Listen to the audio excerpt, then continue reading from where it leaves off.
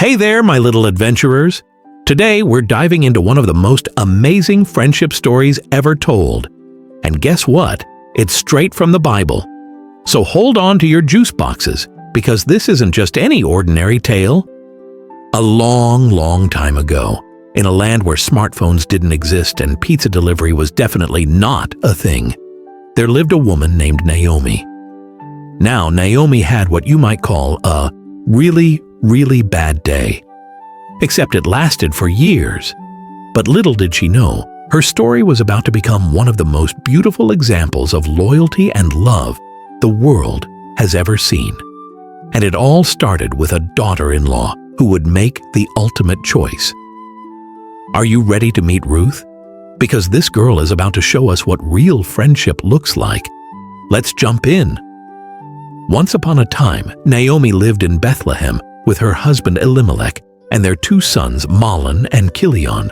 Life was good, but not for so long. Famine struck the land.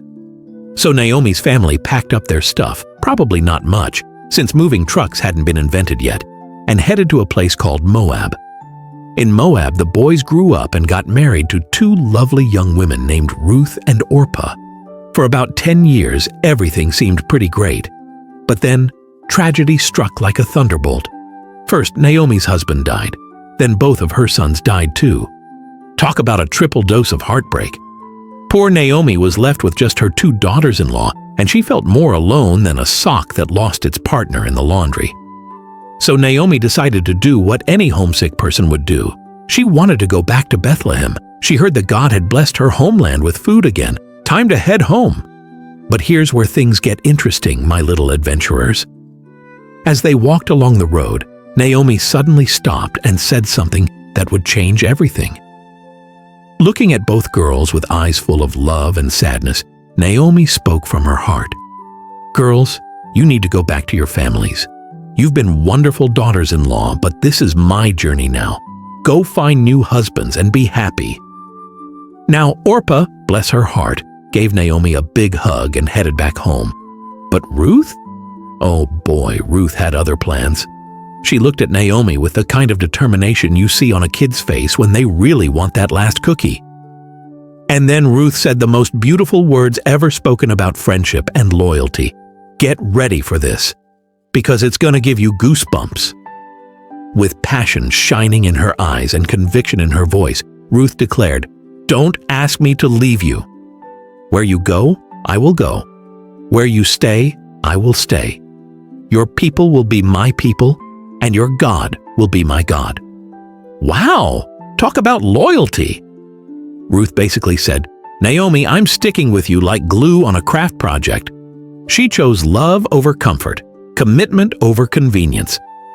So the dynamic duo, Ruth and Naomi, arrived in Bethlehem just as harvest season was beginning. Perfect timing. But they had a tiny problem. They were as poor. But Ruth wasn't the type to sit around feeling sorry for herself. She rolled up her sleeves and said, "I'm going to work." So she went to the barley fields to collect leftover grain. Kind of like the ancient version of grocery shopping, but with more sunshine and dirt. Now here's where God's amazing plan starts to unfold. The field where Ruth happened to work belonged to a man named Boaz. And Boaz was not just any ordinary guy. He was related to Naomi's late husband. When Boaz saw Ruth working so hard to take care of Naomi, he was more impressed than a teacher seeing perfect homework. He made sure she had extra grain, protection, and even invited her to lunch. But wait, there's more. Boaz fell in love with Ruth's kind heart and incredible loyalty. And guess what? Ruth liked him too. It was like a match made in heaven, literally. Soon, Boaz and Ruth got married in the happiest wedding celebration Bethlehem had seen in years. And Naomi? Well, she went from being sad and alone to being the happiest mother-in-law and grandmother in the whole land.